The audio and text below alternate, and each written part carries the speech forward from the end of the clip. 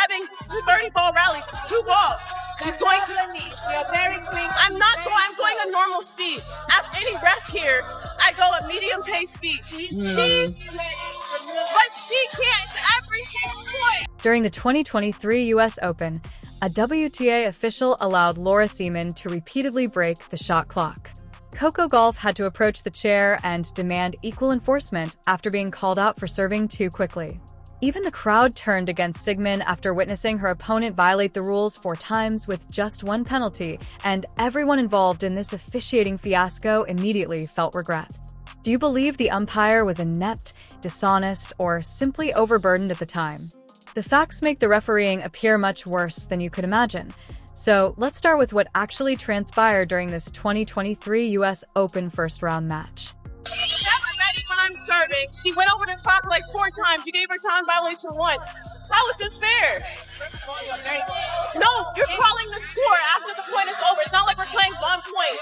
You're calling the score like 6 seconds after the point is over. Yeah, she's 100% right.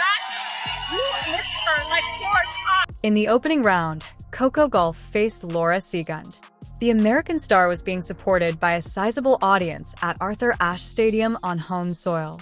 Siemann had alternative ideas, but Coco was the favorite and was supposed to move forward. She used every strategy known to man to slow down the game and throw off Coco's rhythm. Between points, the WTA permits 25 seconds. The rule is that a shot clock that counts down from 25 to 0 is given to players. Additionally, you'll receive a time violation if you are not serving by the time it reaches 0. The rule is objective. Either the clock reached 0 or it didn't. This is not a judgment call. Laura Siemann repeatedly allowed the clock to reach 0. Coco counted the number of times it occurred before she eventually spoke. The umpire gave Siemann a single infraction for each of his 4 infractions of a precise, quantifiable regulation. Coco, meantime, was serving at what she called a medium tempo and normal speed. She wasn't hurrying. She wasn't attempting to surprise her opponent. All she was doing was playing tennis at a decent pace. And for some reason, that turned into an issue. Everybody in this crowd knows it's not been stopped. I've been quiet the whole match. I didn't think they clocked when you gave her time balance. She's been missing for like 6 points. That first set, every game, second set, every game. I didn't say nothing, but now it's ridiculous. I don't care what she's doing on her serve, but my serve, she has to be ready. Okay, well said. As if she didn't have the crowd on her side enough. Well, she spoke her piece. Yeah, she was right. Coco had had enough in the 3rd set. She approached the chair and faced the umpire head-on. About 4 times, she went over the clock. She was once issued a time violation by you. How equitable is this? I'm moving at my usual pace.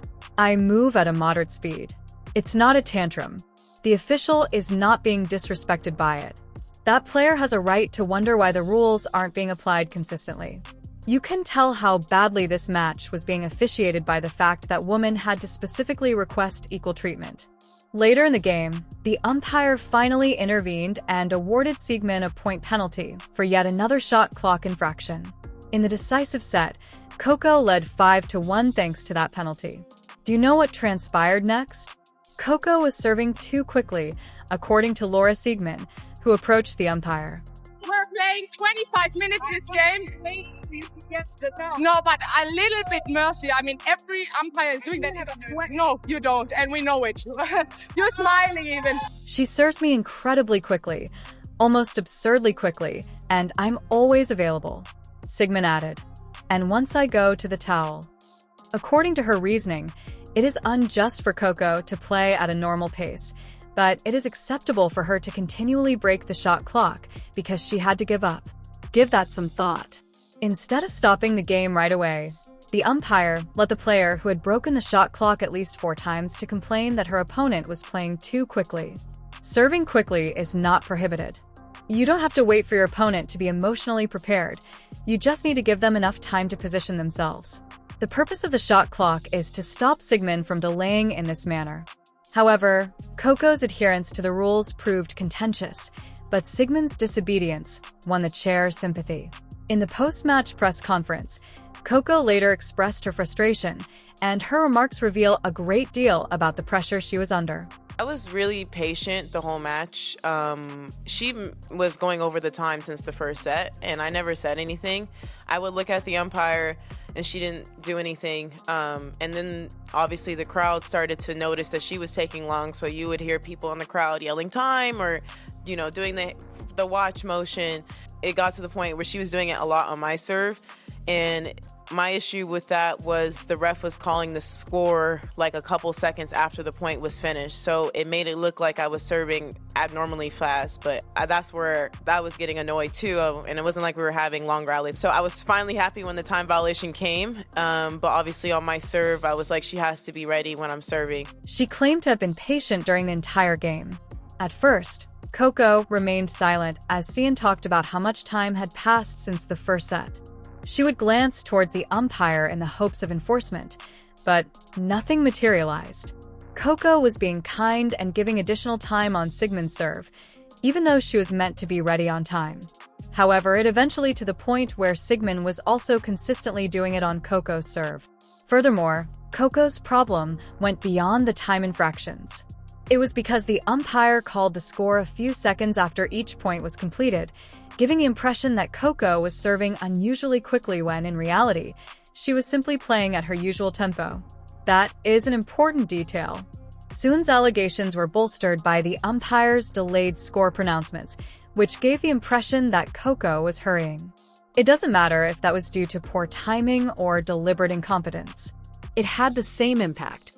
Even though Coco was abiding by all the regulations, it made her appear to be the issue. To open this set. I know, right? It's the rules. It's not allowed to sit. Well, Sigmund must have said something. Coco also acknowledged that she dislikes confrontation and wasn't sure if it was appropriate to speak out until it happened several times. Throughout the entire game, she was debating whether or not to speak. She didn't want to appear like a winner. She was concerned about how people would see her and her public persona. Consider that pressure. In the first round of the US Open at home, a 19-year-old is facing an opponent who is flagrantly disregarding the rules. She is concerned that asking the umpire to enforce the rules will reflect poorly on her. That's not typical. That player has been indoctrinated to think that speaking up for herself will cause negative publicity. Coco claimed that because everyone is watching everything she does, she is always thinking about how mature she is. People will tear her down and call her names if she makes a mistake. While being censored, she was attempting to voice her annoyance while making sure no bombs came out of her mouth. In order for others to respect her position, she wished to speak politely. In addition to trying to win a tennis match, that is a tremendous amount of emotional work for a teenager. And it is completely terrible that she had to do all of that because an umpire disregarded fundamental regulations. Eventually, the game became so intense that the umpire awarded Sigmund a point penalty, which gave Coco the upper hand. Sigmund made a quick comeback to bring the score back to 5-4, but Coco won the match 3-6, 6-2, 6-4 after serving out the set. Coco managed to survive.